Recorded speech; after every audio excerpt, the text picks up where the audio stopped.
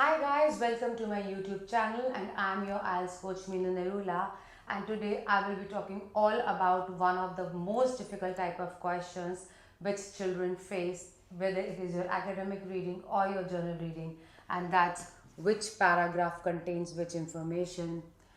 Why children are confused over here? The first thing is that the minute they get their question paper, they start reading their questions without saying, like, not every type of questions you need to read the questions first. Sometimes you need to read the paragraph and then you need to jump to the questions, and this type of category falls under that particular part only, because here if you're going to read the question you won't be able to find even a single ditto word in the paragraph, and if by chance there is some ditto word, that's gonna act as distractor. So please just follow what I'm telling you, and it will be very sorted thing for you, and you will really enjoy your reading. What do you need to do? You need to read the paragraph first, and that too in small chunks. Let's say I'm going to read only my A part. I'm going to understand what is being said over here, and what I'm going to do then, after keeping the meaning of that particular paragraph in my mind, I'm going to start scrolling down the questions. First I'm going to read my question number 14, and I'm going to check whether the entire statement is there in that particular paragraph. If not, I'm going to scroll more over and then I'm going to find the things. And one more thing you need to check out guys, that here it is written, you may use any letter more than once. That means in a particular paragraph, be it your A or your B, you will find two answers, maybe your answer number 14 or answer number 16 or something like that.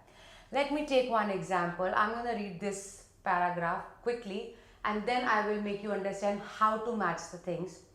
The original idea of an urban bike scheme dates back to a summer's day in Amsterdam in 1965. Provo, the organization that came up with the idea, was a group of Dutch activists who wanted to change society.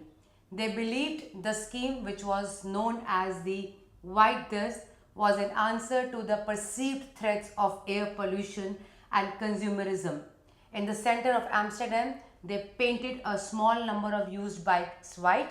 They also distributed leaflets describing the dangers of cars and inviting people to use the white bikes.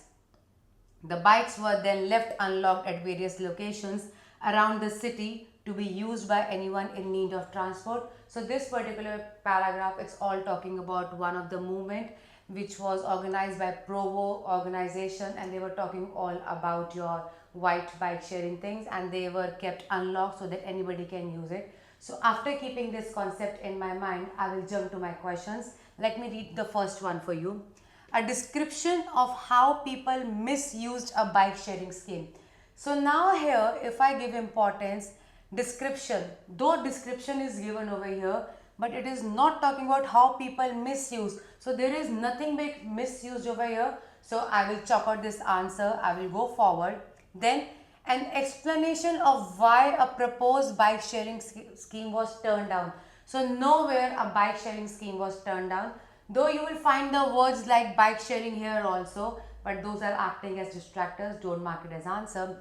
I'm going to go to my 16, and it says a reference to a person being unable to profit their work. Here nowhere a person is talked about, so this answer cannot be matched.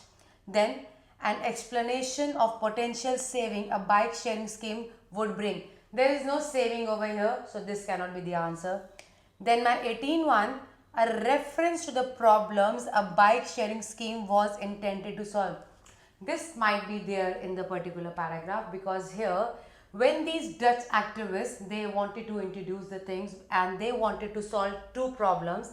That means they are using the word threats over here. If you can see that, they say answer to the perceived threats, and here they are saying problems, and two threats are this air pollution and consumerism, and even the question is talking about problems.